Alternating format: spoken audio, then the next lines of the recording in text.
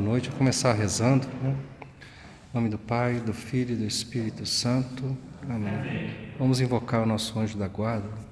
Santo anjo do Senhor, meu zeloso guardador, se a ti me confiou a piedade divina, sempre me rege, me guarda, me governa, me ilumina. Amém. Na presença do nosso anjo da guarda, vamos nos dirigir agora, Rainha dos Anjos, a Santa Mãe de Deus. Ave Maria, cheia de graça, o Senhor é convosco. Bendita sois vós entre as mulheres, bendito é o fruto do vosso ventre, Jesus. Santa Maria, Mãe de Deus, rogai por nós, pecadores, agora e na hora de nossa morte. Amém. Rogai por nós, Santa Mãe de Deus, sejamos dignos das promessas de Cristo. Aproveitar, rezar agora também uma pequena oração, que é do Missal Romano. Inspirai, ó Deus, as nossas ações e ajudai-nos a realizá-las, para que em vós comece e para vós termine tudo aquilo que fizermos. Por Cristo nosso Senhor. Amém. Em nome do Pai, do Filho e do Espírito Santo. Amém. Então, boa noite. Obrigado pela presença de vocês. Nós vamos falar hoje sobre uma continuidade de uma apresentação que eu já fiz, que são sobre confissões sacrílicas, né? Na primeira apresentação que eu falei foi sobre confissões funestas, né? O resultado de uma confissão sacrílica. Então, exemplos funestos que se chamam, né? Exemplos funestos de confissões sacrílicas. Nesse caso aqui eu vou repassar um pouco o que eu falei, trazendo de volta alguns conceitos que ficaram um pouco vagos, e vou falar também sobre conversão, tendo por base um livro. Esse livro aqui é um livro pequeno, fala da história Confissões de um Convertido, de um padre chamado Hugh Benson. É um livro pequeno, mas bem denso, com bastante conteúdo, muita informação. Durante a nossa apresentação, dentre outras coisas, né, eu vou falar muito do catecismo como referência, né? Eu estou usando aqui esse catecismo de São Pio X, que é interessante. Até conversando com o Gabriel, ele me deu essa dica. Ele trabalha com perguntas e respostas. Então, é bem interessante a abordagem do nosso catecismo. E outro livro que eu vou falar, que durante a apresentação, né, eu vou falar, é A Mãe do Salvador, do padre Garrigou de Lagrange. É um mariano, né? Esse livro aqui é muito... eu indico, né? Aliás, todos esses livros aqui são ótimos. Mais à frente eu vou falar desse livro aqui, ou por que eu utilizei. Então, no primeiro momento, algo que nas nossas apresentações é interessante nós abordarmos é qual a nossa... contar um pouco da nossa história do apostolado, como ele começou, de onde nós vimos, como a gente começou esse projeto, né? Esse apostolado, na verdade. Então, tudo começou em 5 de outubro de 2021. Foi um pouco antes, mas a nossa organização mesmo começou nesse período. Então, nós já completamos um ano no ano passado, né? E marcamos essa data como aniversário, né, do nosso apostolado. Então, somos ainda no início, vamos dizer assim, né? Mas já estamos fazendo bastante coisa. E em virtude...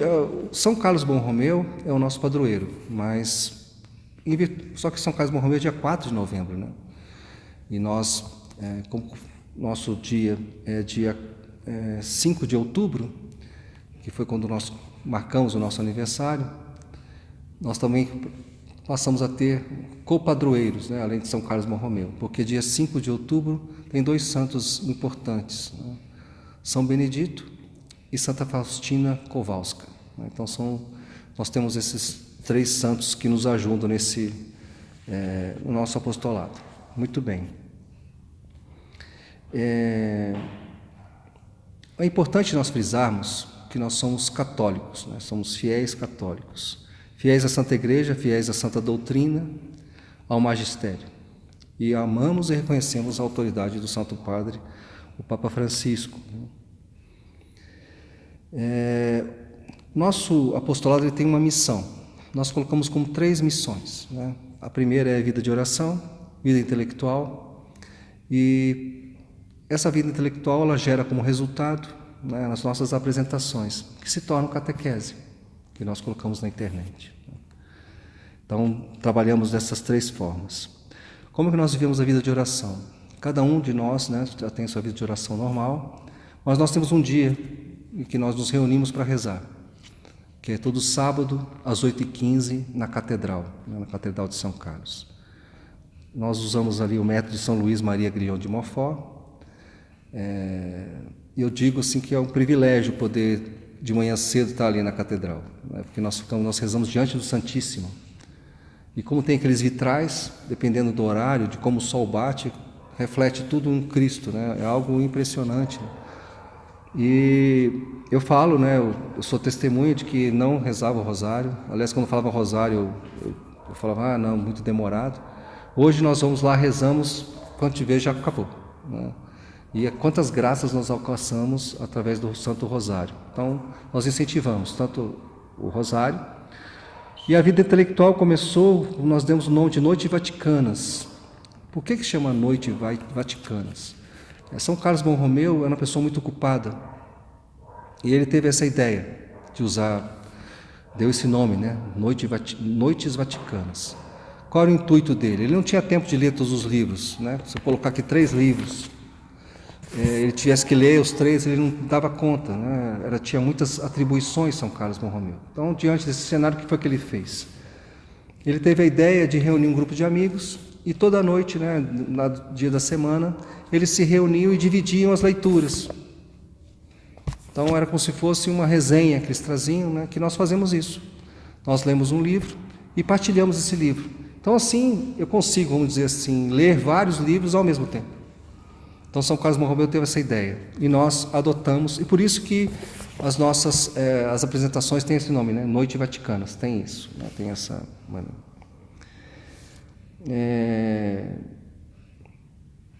Em suma, nós somos obedientes, fiéis leigos, que rogamos a poderosa intercessão da Santa Virgem para obter as graças necessárias para dar continuidade ao nosso apostolado. É interessante que quando nós colocamos um vídeo na internet, começamos a divulgar, uma das nossas intenções é justamente essa. É claro que alguns conceitos, quando nós falamos, como, por exemplo, confissão, né, sacramento, da confissão, sacramento, quando nós falamos em sacramentos, muitas vezes pode ser que a pessoa que não está acostumada escute e não entenda, né? Então, nós temos sempre como referência o catecismo, ele explica tudo, né? E o catecismo hoje está muito acessível.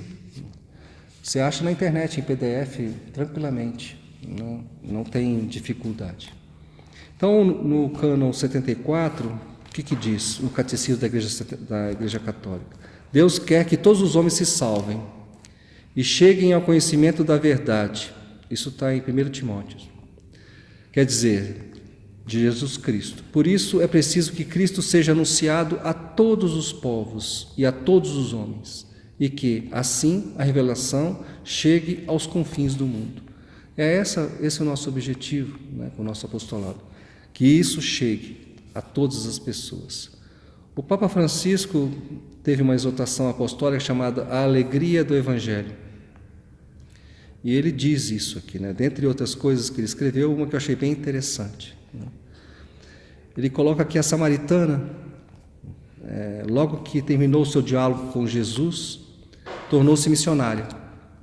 E muitos samaritanos acreditaram em Jesus devido às palavras da mulher, né? Está em João 4,39. Também São Paulo, depois que teve seu encontro com Jesus Cristo, começou imediatamente a proclamar o quê? Que Jesus era Filho de Deus. Bom, como falar sobre catecismo, né, da Igreja Católica, como falar da Santa Igreja sem conhecê-lo? Eu sempre gosto de falar que o Padre Paulo Ricardo diz isso, né? Ele fala assim, como eu posso amar algo que eu não conheço? Então eu preciso conhecer. E como eu conheço? Principalmente por meio do catecismo da Igreja Católica. A partir daí eu começo a ver que tudo o que nós precisamos conhecer tem uma fonte. É interessante que isso aqui não foi criado do nada, né? Vem através de todo o longo da história. vem dos santos padres, né? E tudo tem referência aqui, tem referência na Bíblia. Então aqui tem todo o conhecimento da igreja, fora o próprio, as próprias encíclicas e outras coisas mais que vão decorrer do tempo. Como amar a Santa Igreja Católica, sem conhecê-la, sem conhecer sua doutrina, sua referência e etc. Né?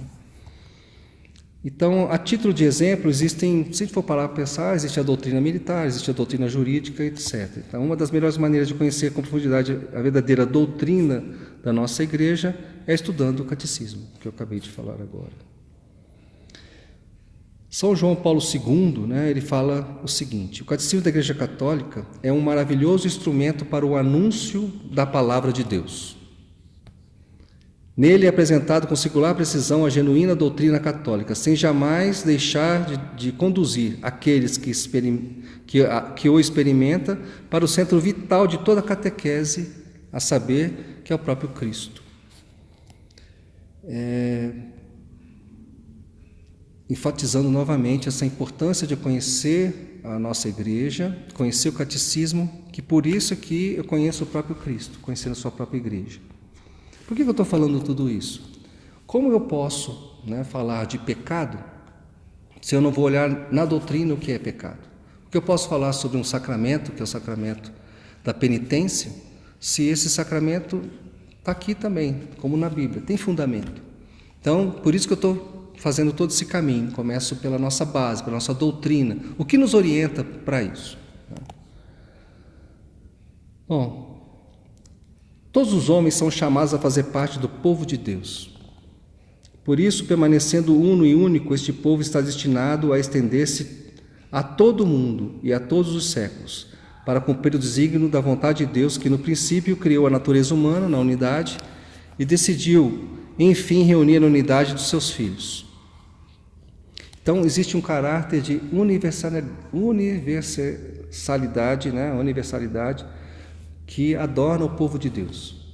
A Igreja Católica tem essa característica, por isso que chama católica, né? Universal. Para compreender o que é a Igreja, precisamos também, aqui no cano 669 do Catecismo, diz o seguinte: como o Senhor, Cristo também é a cabeça da Igreja, que é o seu corpo.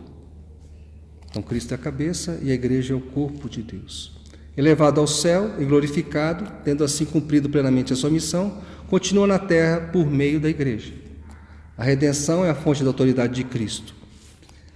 Em virtude do Espírito Santo, exerce sobre a igreja. O reino de Cristo já está misteriosamente presente na igreja. O germe e o princípio deste mesmo reino na terra. Bom, por que eu dou muita ênfase, né, logo na primeira apresentação que eu fiz e agora também no sacramento da penitência, que a gente chama de confissão, né, chama de reconciliação. Por que isso? Então, Santo Afonso Maria de Ligório nos explica o seguinte: a catequese católica deve explicar quando realmente há pecado naquilo que alguns não enxergam como tal. Então, muitas vezes existe um pecado e as pessoas não enxergam aquilo como tal. Um pecado que eu escuto muitos padres falando que está acontecendo, está comum, vamos chamar assim, é segunda união. Então, muitas famílias têm uma segunda união. E por ignorância, muitas vezes, né, não sabem que estão em pecado. É interessante isso. E acham que está tudo certo. Podem... O que quer dizer segunda união? Casaram na igreja católica, né, tudo bonitinho, não deu certo, separaram e estão numa segunda união, tanto o homem como uma mulher. Pelo catecismo, até que não se tenha nulidade esse casamento por algum motivo, estão em pecado mortal, estão, né, cometendo adultério. Então, a igreja explica isso, justamente para alertar para que essas pessoas, se vierem, né, a ter que se apresentar diante de Jesus, perderem sua alma. Porque às vezes a pessoa não enxerga como tal. Não deu certo meu casamento. Existem vários motivos. Então está justificado. Não quero mais casar, me separo de você, vou para outra pessoa. Não é bem assim. Não é desse jeito. Não é simples assim. Parece simples, mas não é. Então, por isso que às vezes a pessoa não enxerga como tal. Ele resolve e não enxerga. Especialmente quando há perigo de desenvolver um mau hábito. E crescerá a dificuldade de evitá-lo se tal hábito já estiver enraizado na alma. Do que serve ganhar o mundo se perder a alma? Tudo acaba com a morte. A eternidade não acaba jamais. O pecado é o único mal que devemos temer. Então, Santo Afonso insiste nisso, né? Nós devemos temer. Qual o maior mal que nós podemos temer? O pecado. Porque ele vai nos levar à perdição. É preciso vencer tudo para salvar tudo, que saberá fazer um cristão se não saber sofrer uma injúria por amor a Deus. Às vezes a gente não tem essa capacidade. A gente sofre uma injúria e já quer o quê logo depois? Devolvê-la de alguma forma. Se você conseguir entender que isso é uma forma de você unir a paixão de Cristo, esse sacrifício, já ajuda bastante. E às vezes evita até um pecado. Digamos que hoje a gente vê algumas pessoas que acabam matando a outra porque não soube, num dado momento, aguentar aquela injúria, deixar passar para resolver depois. Ou ficar quieto para não arrumar confusão. Como teve agora recentemente, uma pessoa passou no quebra-mola, né, um cara de moto. Aí ele, não sei o que aconteceu, xingou o cara que estava com o carro parado, tiveram uma discussão ali, o rapaz da moto foi embora, o cara pegou o carro, saiu atrás desse rapaz da moto, enquanto não atropelou o rapaz da moto e matou, não ficou satisfeito. Quer dizer, o rapaz, por sua vez, poderia estar numa situação difícil, e ele também acabou 2 vidas porque eu não soube, em um momento, guardar, né, essa capacidade de unir essas injúrias a Deus, né? Conseguir segurar, é difícil. Tudo que vem de Deus é bom e para o nosso bem. Ser santo consiste em amar a Deus, e amar a Deus consiste em fazer sua vontade. A maioria das vezes nós não queremos fazer a vontade de Deus, a gente quer fazer a nossa vontade, e que Ele faça a nossa, e não o que Ele pede. Por isso a necessidade de a gente estar atento, né? Atento, porque sem querer a gente pode achar que está fazendo o correto e não está fazendo o correto. Bom, no cano 1085 diz o seguinte, isso tudo que eu estou falando é do Catecismo da Igreja Católica. A doutrina da Igreja afirma a existência do inferno. Eu achei interessante que teve uma pessoa aí, que não preciso dizer o nome, que vocês vão saber quem é. O inferno está vazio, não foi o que ele falou? Para todo, em rede nacional. O inferno está vazio. Ele recebeu uma coisa lá e disse que o inferno está vazio. Quer dizer, a pessoa quando fala isso e diz que é cristão, ele está com um problema seríssimo. Por quê? Não viu o catecismo. O catecismo diz o quê? Não sou eu que estou falando, é o catecismo. A doutrina da Igreja afirma a existência do inferno e a sua eternidade. Tem gente que fala que quando Jesus retornar para fazer o julgamento, o inferno vai deixar de existir, vai todo mundo para o céu, inclusive o demônio, né? Tem gente que fala isso, católicos, eu já ouvi falando isso. Não é assim. As almas dos que morrem em estado de pecado mortal descem imediatamente após a morte aos infernos, onde sofrem as penas do inferno. A principal pena do inferno consiste na separação eterna de Deus. Isso nós não imaginamos isso. Alguém aqui imagina a ausência de Deus? A maioria de nós não imaginamos que é isso. Por quê? Porque a ausência dele, para nós, seria... a gente não vai ter motivo para mais nada. A gente perde a razão, né, de viver. Perdemos tudo. Nós vivemos em virtude de Deus. A nossa respiração é Ele que nos mantém. Um dia desse eu estava escutando uma pessoa falando e eu achei interessante. Ela falou assim, é um milagre você dormir e acordar. Aí eu fiquei escutando, um milagre, dormir e acordar. Você já notou que quando você dorme, você pensa que vai respirar? Não. Você pensa nas coisas que estão acontecendo ali. Quer dizer, nós entramos no módulo automático, quer dizer, é um milagre, né? Tudo isso que acontece é de Deus. O único a quem o homem pode ter a vida e a felicidade para que foi criado e o que aspira, quer dizer, somente em Deus que eu encontro as coisas, né? Essa razão de ser.